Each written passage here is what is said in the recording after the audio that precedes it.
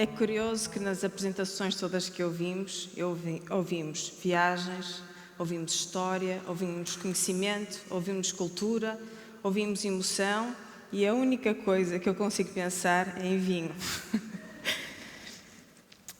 O vinho, na realidade, aconteceu na minha vida muito cedo. Tive o privilégio de ser exposta à produção de vinho desde muito pequenina. E como é comum, se calhar na maioria de nós portugueses, o vinho faz parte do nosso ADN. Faz parte da nossa cultura e muitos de nós crescemos ou com um avô ou com algum familiar a produzir vinho, nem que fosse em casa, nem que fosse para consumo próprio. E a minha história não é muito diferente. Tive a sorte então de, desde muito pequenina, ver o meu avô pisar uvas num lagar de granito. E desde essa altura consegui fazer quase uma fotografia na minha retina das penas dele tingidas de vinho e creio que essa é a primeira memória olfativa que tenho, o cheiro à fermentação. É claro que se calhar talvez seja demasiado romântico pensar que o meu percurso teve o início aí, mas agora que olho para trás e vejo tudo que fiz ao longo da minha carreira, percebo que se calhar as coisas estão interligadas. Por isso hoje o que eu gostava de fazer é partilhar duas histórias que de alguma forma traduzem o meu percurso e a visão, ou se quiserem chamar missão, de como eu quero contribuir para o reconhecimento dos vinhos portugueses no mundo. E a primeira história é então sobre resiliência, ambição e conhecimento. E não imaginam a quantidade de vezes que já ouvi: a menina trabalha em vinho, mas a menina não tem ar de quem bebe vinho. Bem, eu não preciso ter um ar alcoólico para ser boa profissional. E ser profissional é exatamente aqui o ponto crítico para o setor de vinhos. É preciso ter um conhecimento sólido, um conhecimento que tem uma base científica, porque o vinho tem tanto de emoção como tem de ciência. E se por um lado é emoção para um consumidor, para um profissional, é maioritariamente ciência e às vezes temos a sorte de aliarmos isso a uma emoção. Eu não digo que o conhecimento tenha que ser só científico, mas essa ciência faz com que uma marca tenha qualidade consistente. E é isso que é crítico para os vinhos portugueses, é produzir vinhos com qualidade consistente, porque isso leva à lealdade dos consumidores. Eu não estou a dizer que os vinhos têm que ser todos iguais, não tem que ser como Coca-Cola, mas sim tem que haver essa base consistente para nós podermos comunicar a nossa marca. E o vinho é de facto um produto muito complexo, com muitas variáveis na produção, e daí exigir esse tal conhecimento científico. A minha base de formação é engenharia alimentar e no último ano da faculdade tive a minha experiência internacional, fui para os Estados Unidos fazer um estágio e depois de voltar, de trabalhar na produção, de dar aulas na universidade, passados uns anos senti que não sabia fazer e que mesmo toda a exposição a um setor e a um mundo extremamente profissional nos Estados Unidos não foram suficientes, e também cá, não foram suficientes para realmente saber fazer. E para isso eu pensei, este é o momento de agora aprender. E para aprender tenho que aprender com os melhores do mundo. E há uma coisa que durante o meu percurso, e esta é uma coisa muito pessoal minha, sempre procurei inspiração em pessoas que demonstram ou que deram provas nas suas áreas, ou pelos valores, ou pelo grau de conhecimento, ou por terem a capacidade de moldar o curso da história e do conhecimento. São pessoas que têm sempre objetivos maiores do que si próprios. E no seguimento de sempre estar exposta e sempre procurar inspiração nestas pessoas, um dia candidatei-me à Universidade da Califórnia em Davis, que tem o melhor programa de pós-graduação de vinhos do mundo. E para surpresa minha, fui aceite entre os 8 únicos candidatos que foram selecionados naquele ano. Isto tudo, na realidade, até parece demasiado ambicioso, mas o que eu queria, na realidade, era ter um diploma assinado por uma estrela de Hollywood, que não é bem verdade. Estes foram, de facto, os melhores anos da minha vida. Foram os anos em que me superei a mim mesma e atingi todos os objetivos que me propus. Estudei, trabalhei, dormi rápido muitos dias, muitas vezes, e fui assistente dos grandes professores que escrevem os livros, que são a referência no setor de vinhos e que o mundo inteiro estuda. Consegui também concluir o programa em tempo recorde. Tive esse privilégio e, ao mesmo tempo, assumi a responsabilidade que um dia tinha que trazer para Portugal esse conhecimento, mas um conhecimento numa forma que toda a gente entendesse. Eu lembro-me, inclusive, de um dia estar a podar uma vinha e pensar, mas o que é que eu estou aqui a fazer na Califórnia a podar Chardonnay e Pinot Noir, quando nós temos em Portugal tanto de autêntico e de especial e que é preciso fazer alguma coisa por isso.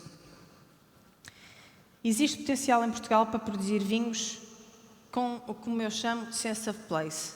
Vinhos que não se conseguem produzir em mais nenhum sítio no mundo. E esses são os tais vinhos que me aumentam o ritmo cardíaco e, mesmo percebendo de ciência, conseguem-me causar emoção. E então, numa visita ao Porto de férias, já com um emprego em Sonoma, surgiu a oportunidade de abrir o primeiro hotel vínico de luxo em Portugal, o The Eijkman, um hotel aqui no coração do distrito de vinho do Porto. E fiquei. Fiquei porque senti que precisava de assumir o compromisso de ser a primeira diretora de vinhos de Portugal. Isto numa altura em que a maioria dos produtores via como concorrente o vizinho do lado e não via como concorrente Espanha, França e Itália.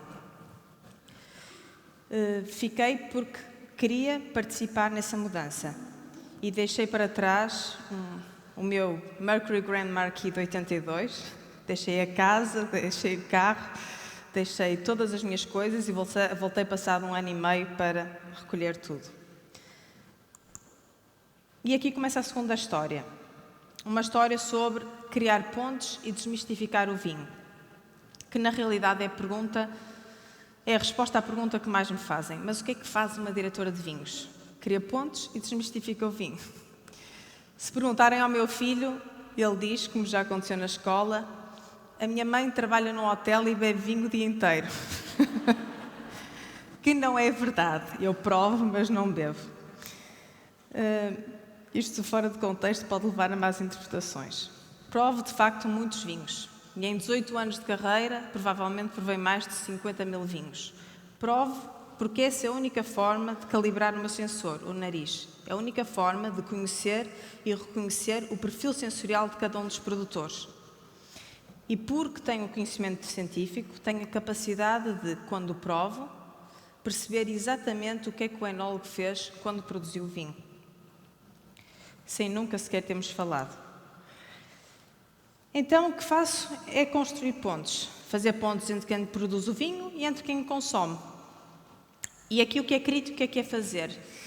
Desmistificar o vinho e descomplicá-lo. E tinha um professor na Califórnia que sempre me dizia, quando me preparava para dar as aulas práticas em que era assistente dele, Beatriz, quem sabe, simplifica. Quem não sabe, complica.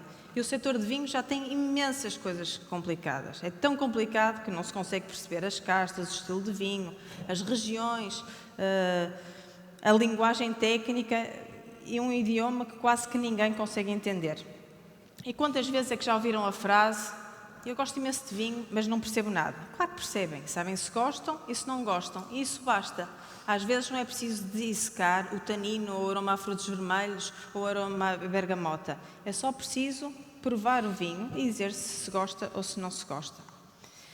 Porque nós complicamos tanto que a determinada altura as pessoas sentem-se intimidadas por escolher um vinho e o que acontece é, vou beber uma cerveja, sem ofensa ao setor da cerveja, mas eu tenho que defender os meus interesses. E é isto que não pode acontecer.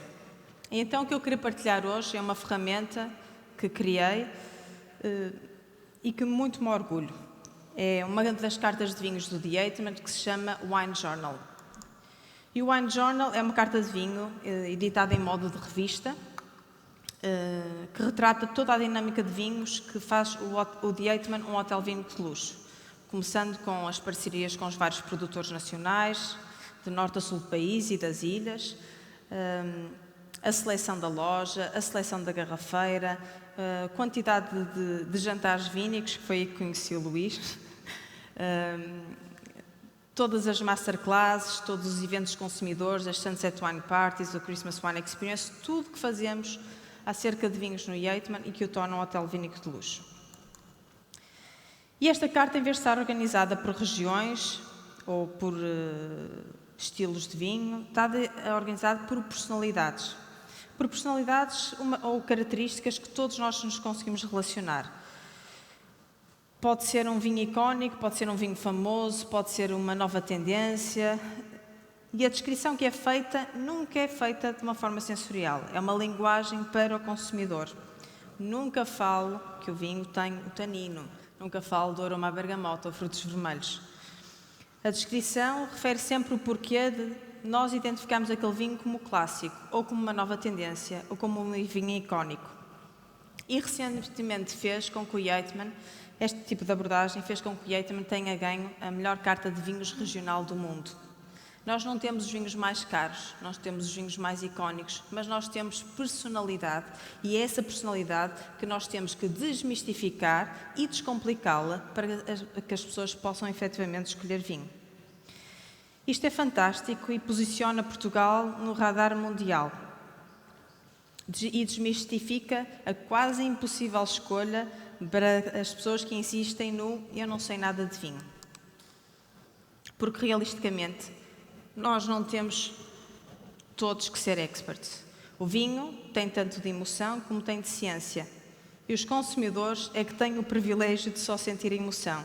Os experts têm que entender a ciência e, de vez em quando, sentem a emoção.